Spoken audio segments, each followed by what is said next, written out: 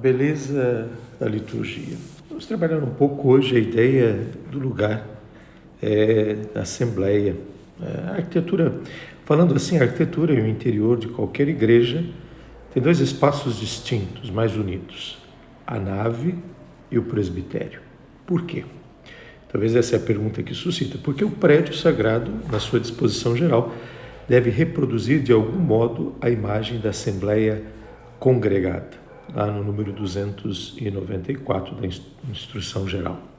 Ora, se a Assembleia Sagrada é constituída pelos fiéis, a grande maioria, e pelos ministros, uma pequena minoria, é a nave, a parte mais ampla em relação ao edifício, que ficam os fiéis, ao passo que no presbitério, de menores dimensões do que a nave, ficam os ministros, sacerdote celebrante, diácono, acólitos e outros que sejam necessários. Claro que uma igreja pode também ter diversos anexos, entre os quais se inclui a sacristia ou sacristias, capela do Santíssimo, mas elas não são alvo de alguma coisa extraordinária, são lugares onde os fiéis participam nas celebrações ou em algum momento. É a nave da igreja ou também o coro alto, o prolongamento da nave, que em algumas igrejas permite esse mezanino, né? que os fiéis participam da missa, que está lá na Instrução Geral, número 311. A sacristia não é lugar para isso. No nosso caso, a sacristia fica atrás do presbitério, de fato não é um lugar apropriado para estar durante a missa. Mas há uma certa história, né, que em alguns lugares onde a sacristia no lateral ou na frente da igreja, uma situação mais ampla, as pessoas ficam lá dentro, onde encontram mais conforto, mais espaço ou algum outro tipo de comodidade.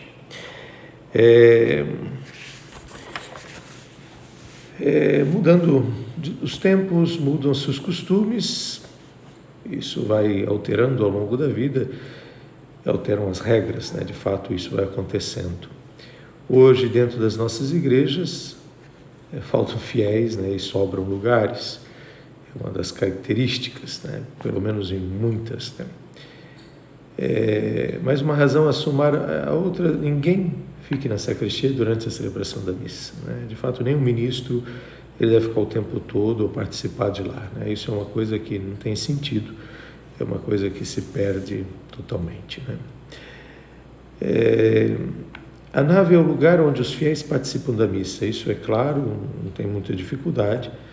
A participação faz ou pode se fazer parte a comunhão, é lógico e normal que todos eles comunguem na nave, não tem sentido subir ao presbitério, mas sempre seja no espaço da nave. Onde deve-se aproximar-se para a comunhão, habitualmente deve-se fazer-se em procissão, número 160. Tal procissão conta-se entre as ações mais importantes da missa, pela qual convém realizá-la com beleza, número 44.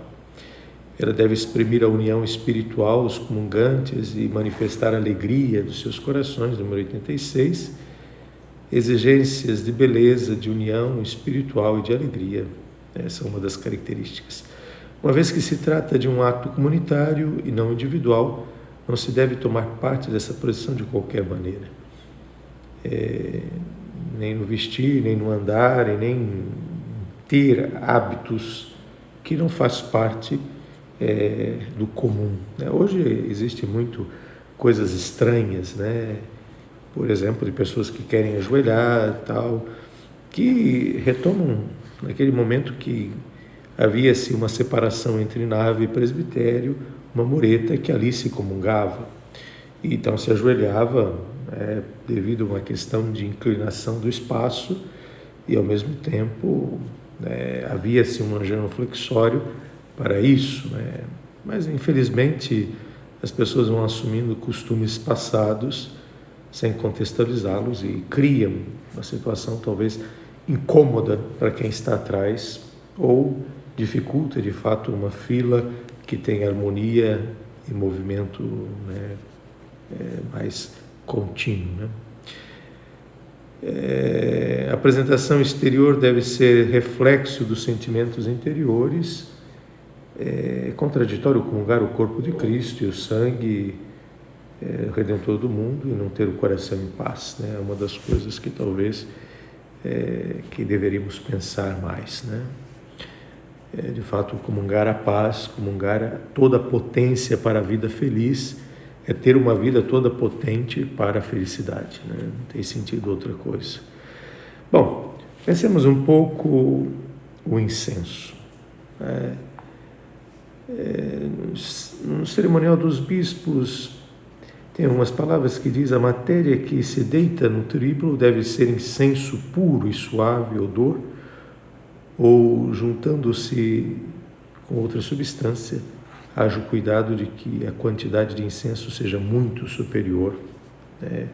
Incenso puro é um incenso sem mistura de qualquer espécie. Incenso de odor suave é o contrário de incenso asfixiante, um cheiro que sufoca. Em alternativa a um incenso puro, pode-se utilizar-se uma mistura de incenso e de uma pequena quantidade de outra substância que possa fazer fumaça, mas com as mesmas características do incenso puro. E essa substância não pode ser resina que produza, né, alguma coisa asfixiante, né? O incenso é uma goma extraída de certas aves de origem oriental que, ao colocar-se na brasa, produz um aroma muito agradável, juntamente com a fumaça.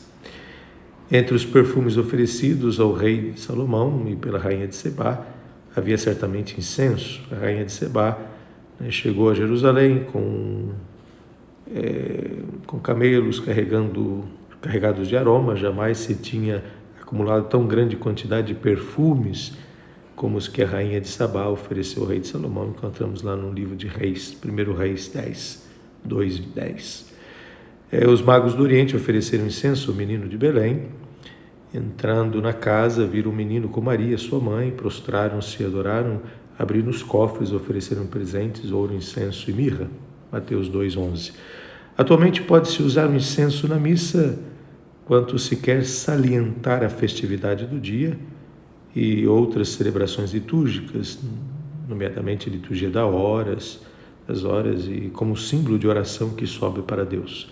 Suba até vós, Senhor, a minha oração como incenso, elevando-se minhas mãos como oblação da tarde. Salmo 140.